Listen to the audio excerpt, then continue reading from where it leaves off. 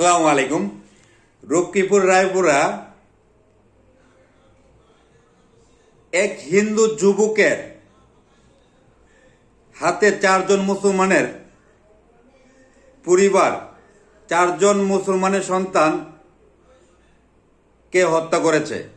আর যদি কোনো মুসলমানের সন্তান হিন্দু পরিবারের চারজনকে হত্যা করত, তাহলে হিন্দুত্ববাদীদের ভূমিকা দেখতেন, দালাল মিডিয়াগুলোরও ভূমিকা দেখতেন।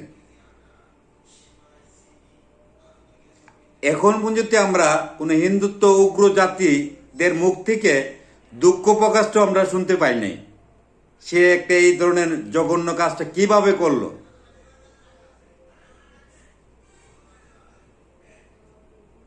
এই মুহূর্তে যে হিন্দু যুবকটাকে দর্শকে জনগণে পিটিয়ে হত্যা করেছে, তার পাশাপাশি তার পরিবারকেও ঘর বাড়ি জ্বালিয়ে দেওয়ার দরকার ছিল।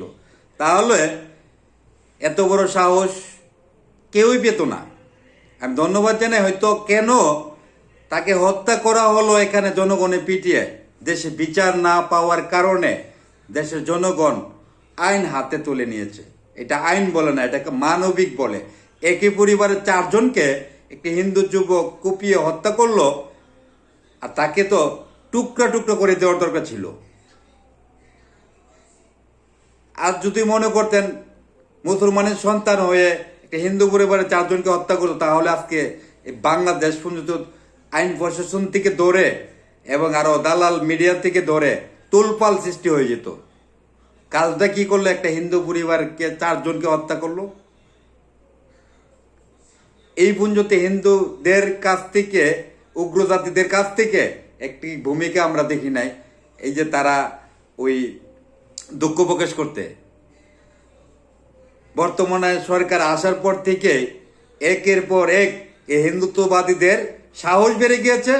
আরো খুন খারাপ দর্শন এই ধরনের একের পর এক হয়েই যাচ্ছে। কারণ বিচার না করার কারণে এই মানুষগুলো যারা এই ধরনের কার্যকলাপের সাথে জড়িত, তারা সাহসগুলো পেয়ে যায়। বিচারের অভাব, দায়িত্বের অভাব, পরিচালনার অভাব। ভালোভাবে যদি সে যেই দলেরই হোক না, যেই হোক না কেন, অতি তাড়াতাড়ি যদি তাদের বিচার করা হতো, ফাঁসির কাঠ করে দাঁড় করাতো, ফাঁসিতে ঝুলাতো, তাহলে দেশের জনগণ এত সাহস পেত না। এই দায়ভার মানুষে সরকারের দিকে আঙ্গুল উঠাবে। আমি অসংখ্য ধন্যবাদ জানাই যারা এই একই পরিবারের চারজনকে হত্যা করার পরে হুনিকে জায়গায় পিটিয়ে মেরে ফেলানোর জন্য সবাইকে ধন্যবাদ জানাই। এভাবেই আইন প্রশাসনের হাতে গেলে বিচার হবে না, সরকারের হাতে গেলে বিচার হবে না, জনগণে বিচার করতে হবে।